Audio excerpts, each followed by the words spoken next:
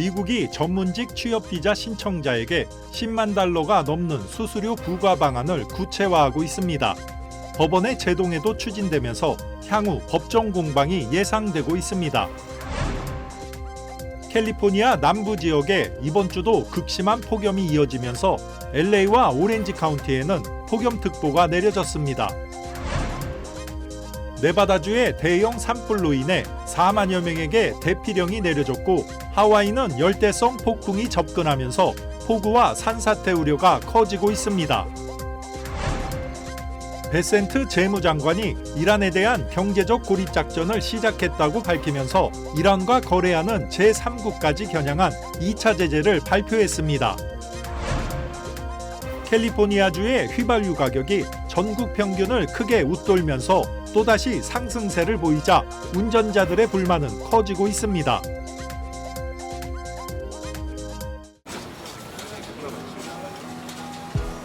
오늘의 가능성에게 내일의 금융을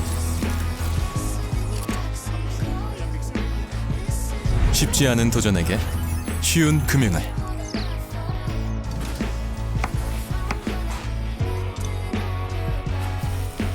더 커지는 꿈에게 더 힘이 되는 금융을 이것이 당신과 PCB의 시너지 PC빌리티 PCB뱅크. 시청자 여러분 안녕하십니까? KBS 아메리카 뉴스입니다. 국토안보부가 전문직 취업비자 신청자들을 대상으로 10만 달러가 넘는 막대한 수수료를 부과하는 방안을 구체화한다고 밝혔습니다. 연방법원의 제동에도 강행되는 이번 정책을 두고 법정 공방도 예견되고 있습니다.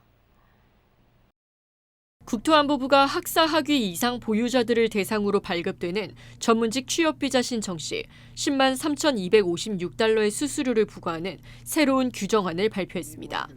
지난해 9월 트럼프 대통령이 관련 비자 수수료를 10만 달러로 책정하는 포고령을 발표한 뒤 공식적인 제도 마련을 촉구한 데 따른 것입니다. 포고령은 대통령 고유 권한입니다.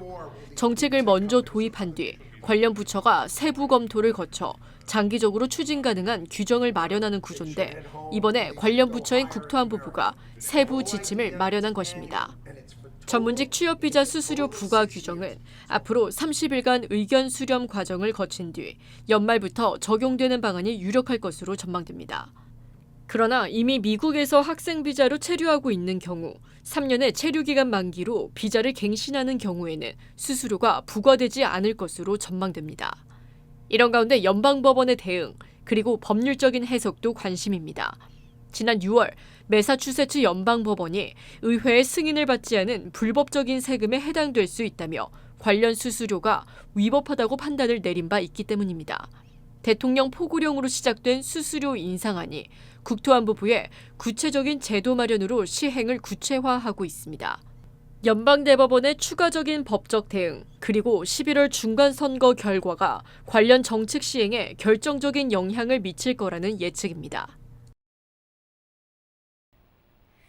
캘리포니아 남부 지역에 폭염이 계속 이어지면서 온열 질환과 산불 위험이 크게 높아지고 있습니다.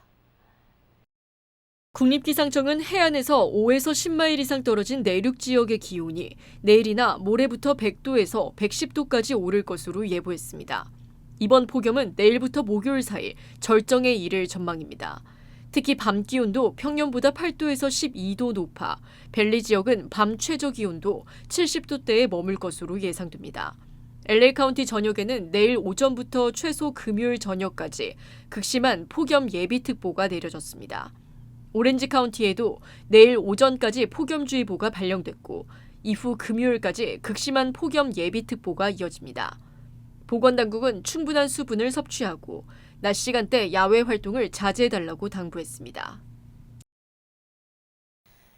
미 서부와 태평양 연안이 대형 자연재해로 비상이 걸렸습니다. 강풍을 타고 불길이 주택가를 위협하면서 소방대원 3명과 주민 3명 등 최소 6명이 부상을 입었고 다수의 건물이 전소됐습니다. 한편 태평양 하와이에서는 열대성 폭풍 모케가 접근하면서 긴장이 고조되고 있습니다. 허리케인 피해 복구가 채 끝나기도 전에 대규모 폭우와 산사태 우려가 커지면서 당국은 대피소를 열고 주민들에게 안전지대로 대피할 것을 권고했습니다. 미국의 대이란 군사작전이 6개월 가까이 계속되고 있는 가운데 미 재무부가 예고한 대로 이란에 대한 대대적인 경제 제재를 발표했습니다. 김경수 기자가 보도합니다. 미국 재무부가 현지 시각 24일 발표한 새로운 대이란 경제 제재에는 이란과 거래하는 다른 국가까지 제재하는 내용이 포함됐습니다. 제재 대상은 가상화폐 같은 디지털 자산과 기술, 항공, 해운 등으로 이란과 관련 거래를 하는 제3국에는 관세 등 2차 제재를 가하게 됩니다. 직접 기자회견에 나선 베센트 미국 재무장관은 이란 정권을 지탱하는 경제적 생명줄을 끊어버리겠다고 경고했습니다. Today, at President Trump's direction, the United States Treasury has begun Operation Economic Outcast, an unprecedented campaign against the Islamic Republic of Iran and its enablers. 미 재무부는 또 이란 정권이 핵과 미사일 기술을 확보하고 석유 수익을 창출할 수 있도록 돕는 전 세계 60여 개의 단체와 개인, 선박을 신규 제재 대상으로 지정했습니다.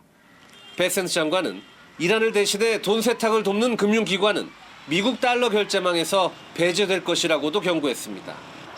이란의 최대 수출 수입국인 중국을 직접 언급하진 않았지만 누구도 미국의 제재를 피할 수 없다고 강조했습니다.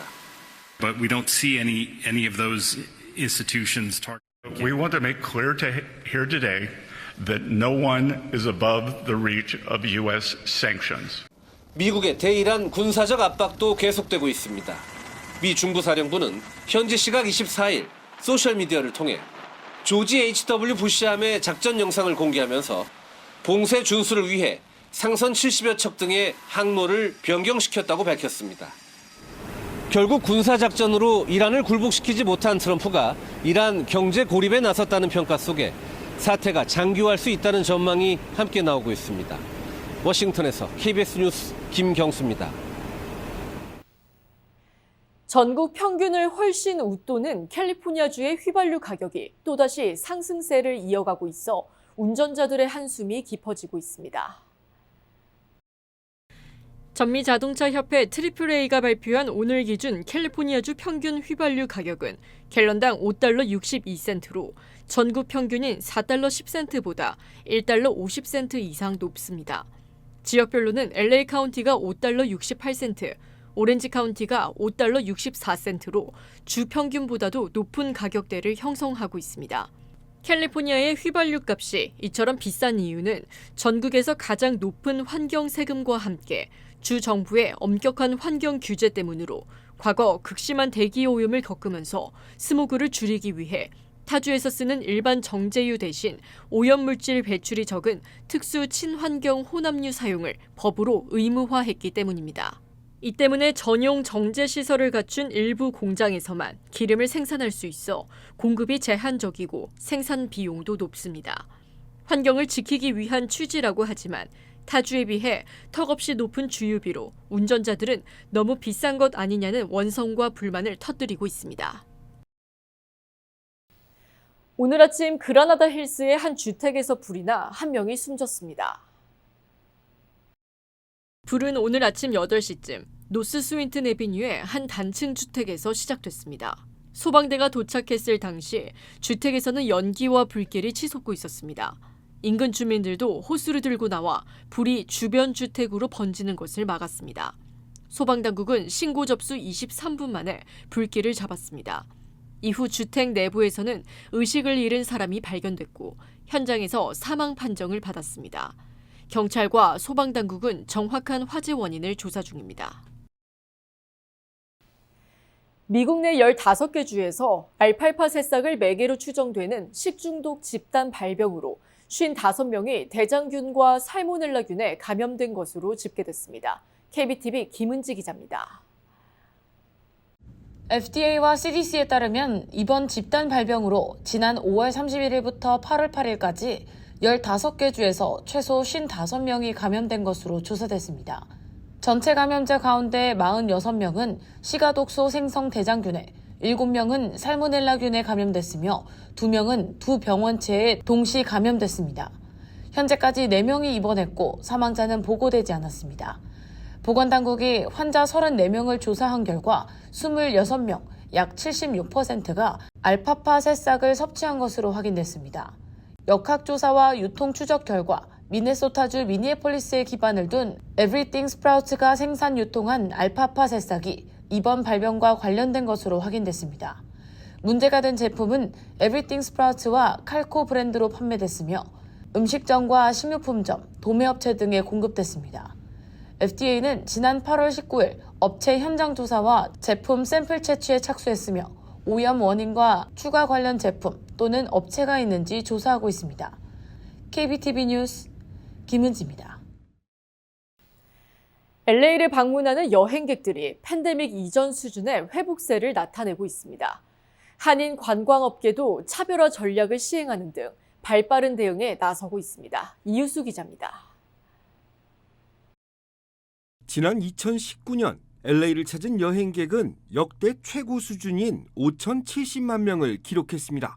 그러나 지난 2020년에는 전년 대비 50.7%가 감소한 2,500만 명을 기록하는 등 팬데믹의 직접적인 영향을 받았습니다. 여행업계가 회복세로 돌아선 것은 지난 2024년 방문객 5천만 명을 회복하면서부터입니다.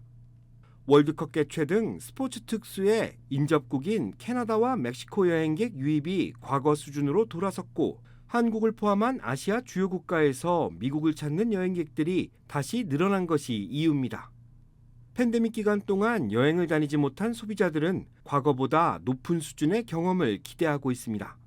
기존보다 많은 비용을 지불하더라도 더 높은 수준의 여행을 꿈꾸는 이른바 보상 심리가 작용하고 있는 겁니다. 트렌드 변화에 따라 한인 여행업체들도 프리미엄 버스 도입 등 발빠른 대응에 나서고 있습니다. 집중 투자를 통해 민감한 소비 심리에 대응하겠다는 전략입니다. 손님들이 특히 옛날에 그 좁았던 너무 답답했던 그 55명 타는 그런 버스를 배제하고 장거리 여행하는데 전혀 불편함이 없이 거의 비행기 비즈니스 같은 그런 버스라고 생각하시면 됩니다. 사모관광은 VVIP 의전 버스인 벤츠 투어라이더 리무진 세대를 도입해 차별화 전략에 나서고 있다고 밝혔습니다. 대당 70만 달러가 넘는 이 버스는 장거리 여행에 최적화된 시설을 갖추고 있는데 승차 인원을 32명으로 줄이고 초대형 썬루프 등 편의시설을 확충한 것이 특징입니다. 많은 손님들을 태우면 당연히 회사가 많은 이익을 보지만 저희는 손님들을 우선으로 해서 그렇다고 가격이 많이 높은 것도 아니고 정말 이 차로 그 장거리 여행 서부대륙을 관광하시면 손님들이 제일 먼저 선호하는 게 버스가 너무 좋았다. 그런 평들이 요새는 사모관광의 32인승 투어라이드 버스는 노동절 연휴부터 서부관광 코스에 투입됩니다. 여행사 측은 프리미엄 버스 도입 등 인프라 확충을 통해 급변하고 있는 관광업계에 선제적으로 대응할 계획이라고 밝혔습니다. KBS 뉴스 이우수입니다. 미군이 마약 운반선으로 규정한 중남미 민간 선박에 대한 격침 공격을 2달 만에 재개했습니다. 미 남부사령부는 오늘 동태평양 마약 밀매 경로에서 운항 중이던 선박을 정밀 타격해 파괴했으며 이 과정에서 2명이 사망했다고 밝혔습니다. CNN 보도에 따르면 지난해 시작된 미군의 서던 스피어 작전 이후 지금까지 최소 57척의 선박이 파괴되고 누적 사망자는 221명으로 늘어났습니다. 미군은 본토 보호를 위한 정밀 타격 조치라고 강조했으나 AP와 CNN 등은 민간 선박 공격에 대한 증거 부족과 인명피해의 적법성 논란을 제기했습니다. LA 세계 한인 경제무역협회가 2026 글로벌 무역 아카데미를 개최한다고 밝히며 한인들의 많은 관심과 참여를 당부했습니다. LA 세계 한인 경제무역협회가 오늘 LA 한인타운에서 기자회견을 갖고 다음 달 2026 글로벌 무역 아카데미를 개최한다고 밝혔습니다. AI와 사람이 함께 만드는 새로운 글로벌 무역이라는 주제로 열리는 이번 아카데미는 빠르게 변하고 있는 글로벌 무역 환경에 대응할 수 있는 인재를 양성하는 것을 목표로 두고 있습니다. 많은 정보, 외역 관련 정보가 있는데 AI를 어떻게 활용을 해서 그 정보를 액세스할 수 있는가를 소개를 하려고 합니다. 2026 글로벌 무역 아카데미는 다음 달 8일부터 29일까지 매주 화요일 오후 5시부터 6시 30분까지 온라인을 통해 진행됩니다. 무료로 진행되는 이번 아카데미는 무역에 관심이 있는 한인이라면 누구나 참여할 수 있으며 오는 31일까지 접수가 요구됩니다. 주최 측은 전 과정을 이수한 수강생들을 대상으로 수료증이 발급될 계획이라고 밝혔습니다. 꽉 막힌 도로 위를 넘어 도심 하늘을 나는 택시가 2028년 LA 올림픽에 맞춰 등장할 예정입니다. 전기 에어택시 기업 아처 에비에이션이 LA 다운타운 LA 라이브에 전용 승강장을 만들고 본격적인 하늘길을 엽니다. 공항에서 경기장까지 차로 1시간 넘게 걸리던 교통정체를 피해 에어택시를 타고 단 10분 만에 도심을 날아가게 됩니다. 영화 속 상상이 올림픽에 맞춰 실제 교통수단으로 현실화되면서 도심 이동에 큰 변화를 가져올 전망입니다.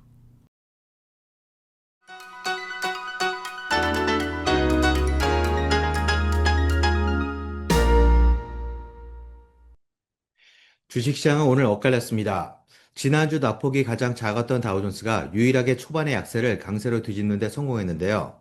반면 내스닥과 S&P 500은 개장 내내 한순간도 약세에서 벗어나지 못한 가운데 결국 지난주 금요일 랠리모들은 이어지지 않고 하루짜리 반짝 상승으로 끝나버렸습니다.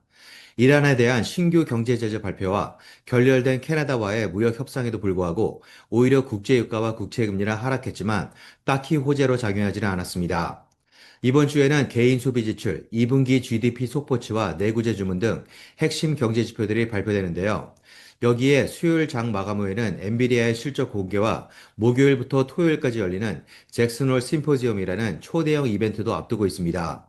그 결과 폭풍 전야와 같은 짙은 관망세가 다소 부담으로 작용하며 투자 심리는 매도 쪽으로 좀 더 기울어진 중립을 간신히 유지했습니다. 특히 반도체 메모리주들의 하락세가 두드러진 가운데 엔비디아는 3주 최저치를 후퇴하며 오늘까지 7거래일 연속 하락했습니다. 지난 2022년 9월 이후 3년 11개월 만에 나타난 현상인데요. 그만큼 보기 드물고 위태로운 흐름을 나타내며 기대보다 불안이 확산되고 있음을 시사했습니다. 지금까지 김재환이었습니다.